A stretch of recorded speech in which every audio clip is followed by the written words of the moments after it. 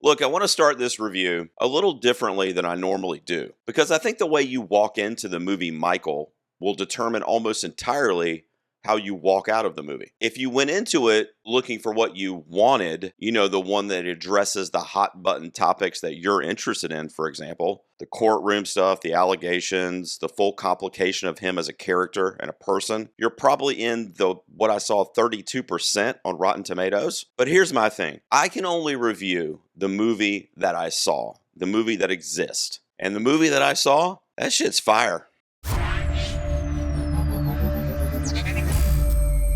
What's up, ladies and gentlemen? Welcome back to The Garage. Gerald here with you, of course. Real quick before I get into my review of Michael, I'm sick. Okay, I saw this movie 2 days ago. I wrote out my review. I was like, maybe I'll just put it on my website because I can barely speak.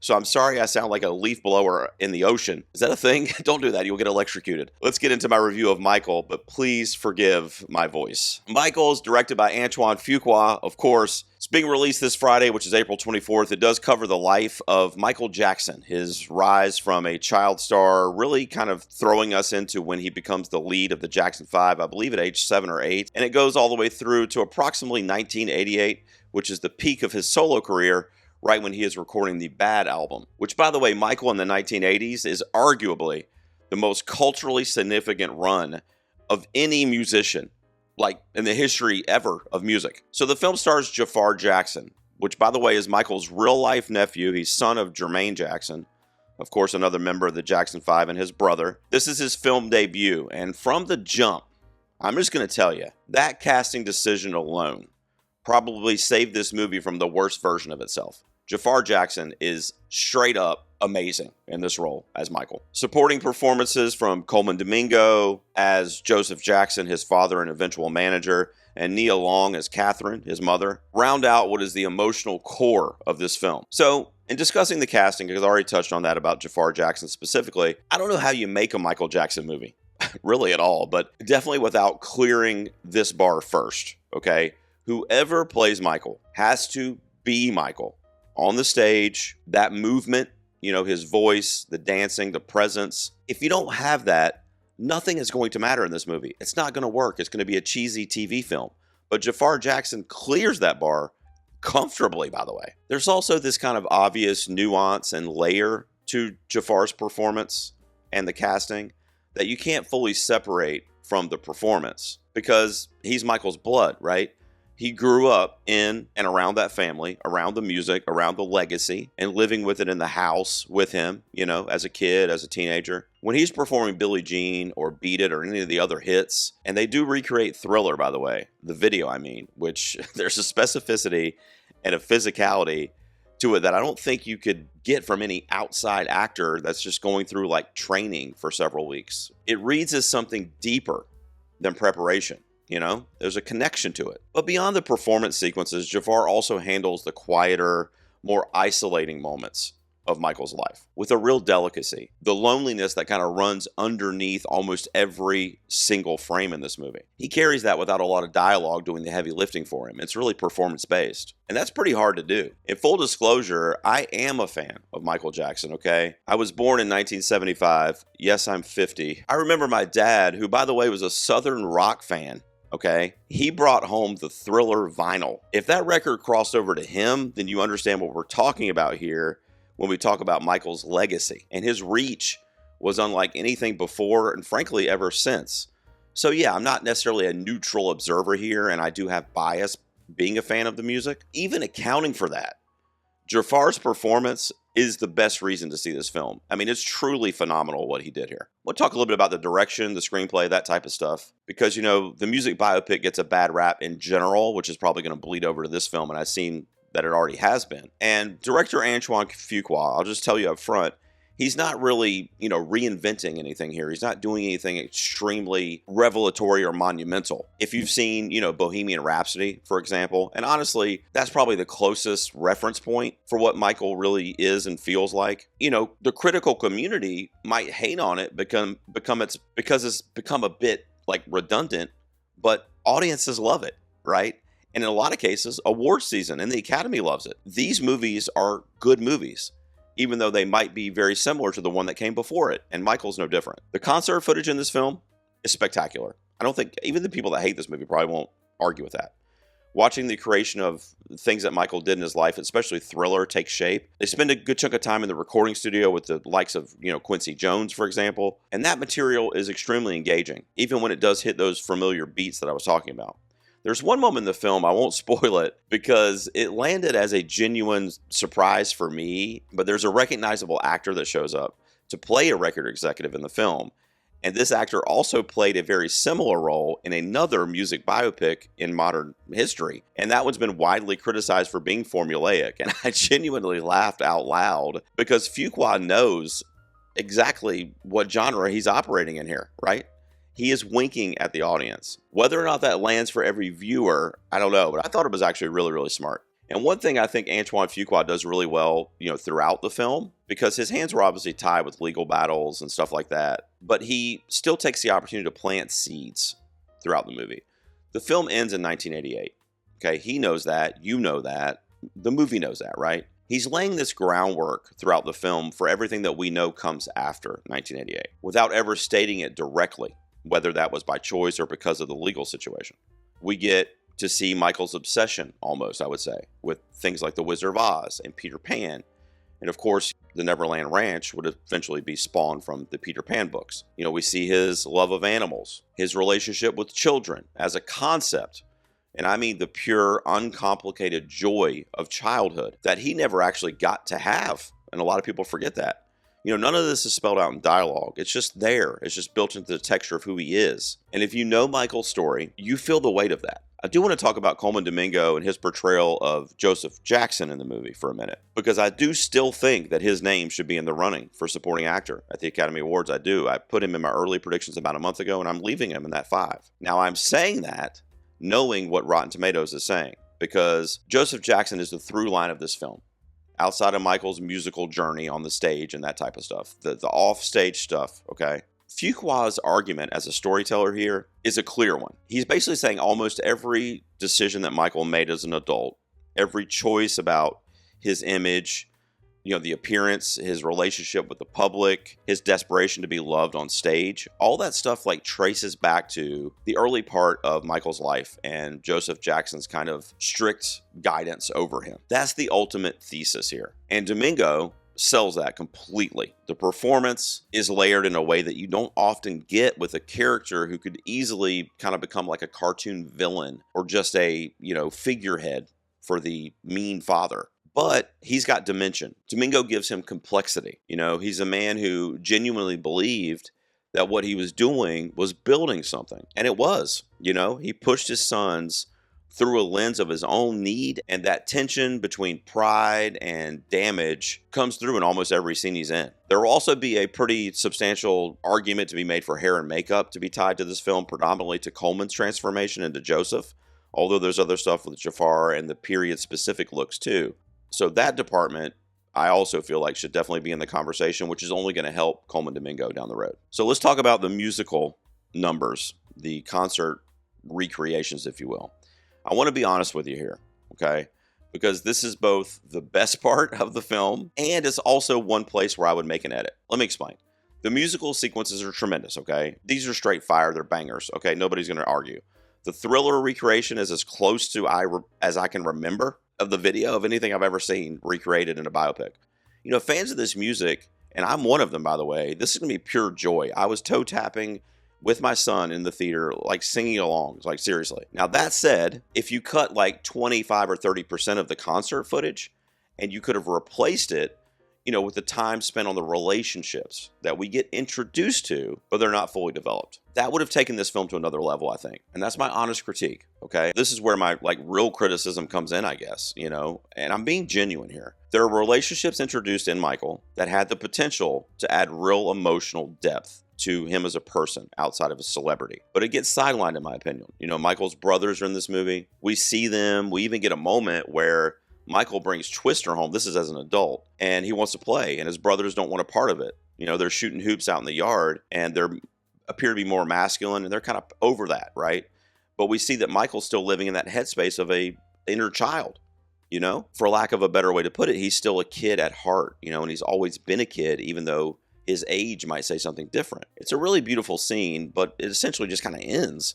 And we never get a real conversation between him and really any of his brothers throughout, honestly, the whole movie. There's also a relationship that develops between his bodyguard, Bill, in the film. And that starts to show like real warmth from somebody towards Michael. There's this like mentor protege dynamic that comes through, and there's this genuinely moving scene that the two of them share at the top of the Hollywood Hills on a drive, but it just doesn't really go anywhere other than that 1 minute scene, you know. But Nia Long, who plays Catherine, his mom, gives us, you know, one of the most tender like parts of this film, which is a recurring tradition where Michael and his mother, you know, watch old movies together, eat popcorn, you know, they're sitting there laughing, just enjoying life, watching the Three Stooges or Charlie Chaplin.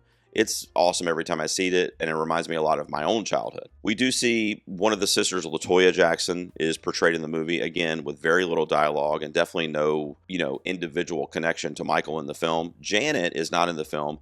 I have a pretty good idea why, given the ongoing legal and rights battles that's going on. But the absence of any real sibling relationship, aside from just performing on stage, is a gap for me. And that brings me to the broader texture of the film that I think is actually being undervalued in the critical conversation, okay? And that's the loneliness. I mentioned it before. Michael Jackson's loneliness is everywhere in this movie, okay? It's not stated verbally. There's no scene where, you know, someone sits him down and says, hey, you're isolated. It's just the aura of the whole thing. He's always surrounded by, you know, producers, you know, other musicians, employees, people that work for Joseph, right? But he doesn't have any like real friends that we see on camera. There's no one in the film that just likes Michael because he's Michael, not because he's Michael Jackson, the pop star. And, you know, you're with one of the biggest celebrities on the planet. So I guess that kind of makes sense in a kind of sad way. He was really everybody's best friend when he was on stage, though, right? Off it, he was basically alone. And Fuqua gets credit for painting that picture without making it the subject of the film. I connected with it. My one ask is just give some of these other relationships more room to breathe. That's it. Since I gave you a little bit of my critical take, I do want to address the 32% at time of recording on Rotten Tomatoes, because that's ridiculous, first of all, but I think it's actually a useful lens for what I'm talking about, because there's a version of film criticism where you review what you saw, which I've talked about, and then there's another version where you fold in what you didn't see, right? What you wish had been included, which I've also talked a little bit about. Both of those are valid critical positions, but they're different things. A lot of the negative reviews I'm aware of, which by the way, I haven't gone into a lot of them in detail until I recorded mine, but they seem to be coming from critics judging the film they wanted, you know, rather than the film that they got. Whether that means we're talking about the allegations or the darker chapters of his life, the contradictions of Michael Jackson, but those all come primarily after 1988.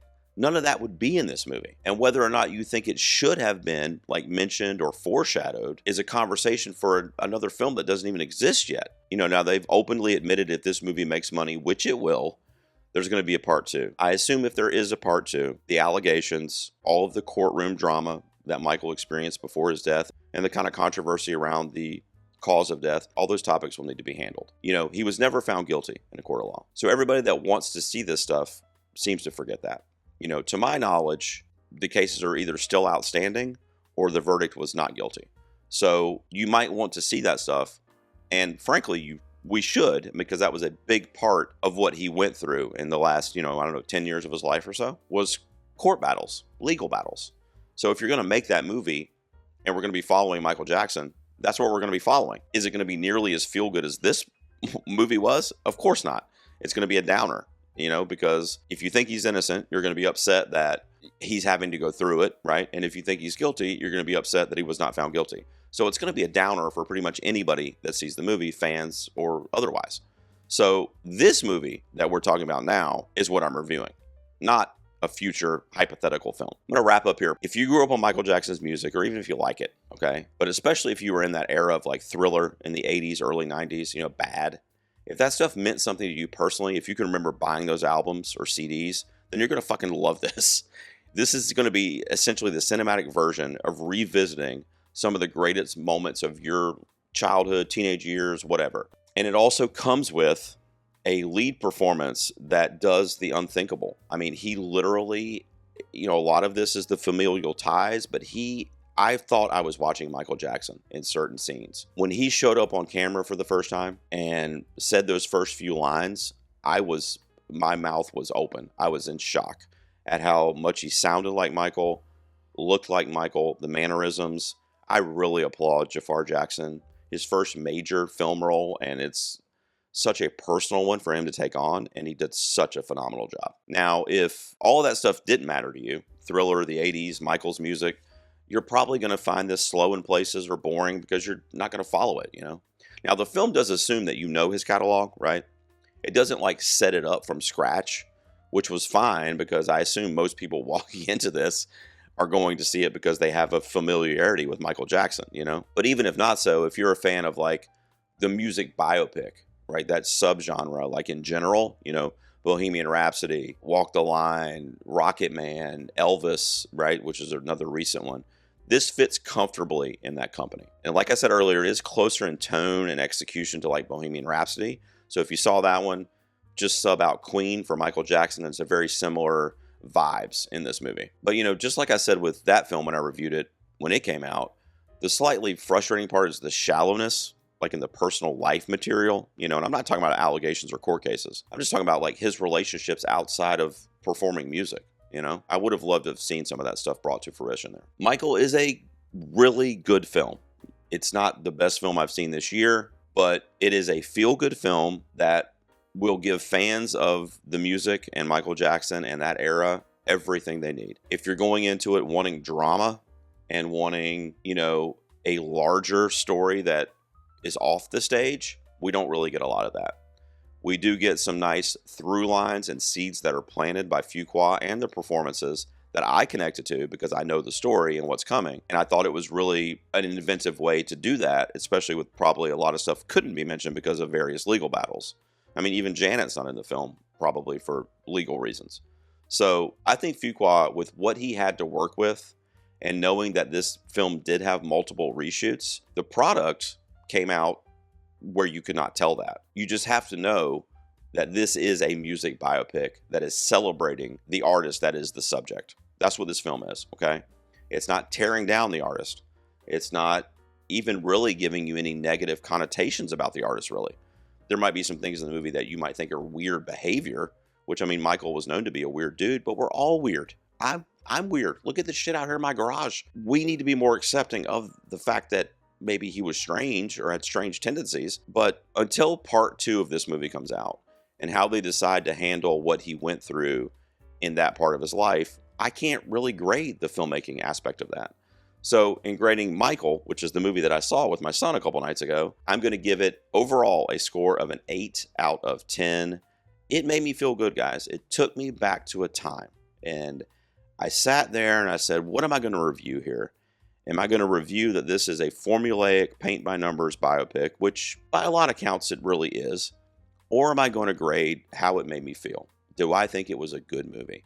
And I do. So I don't want to sit here and give it a 4 or 5 out of 10 because it was, you know, a formula that's been followed before. Guess what? I like those movies too, for the most part. I loved Elvis. I liked Bohemian Rhapsody. I don't think Bohemian Rhapsody should have won, you know, Best Actor and been in Best Picture. Like, I've voiced that before, but I do think it was a good movie. That's it, guys. I have got to go take more medicine. I'm sorry I'm sick. I wanted to squeeze this in. Most importantly, let me know down below, did you see Michael? What did you think of it?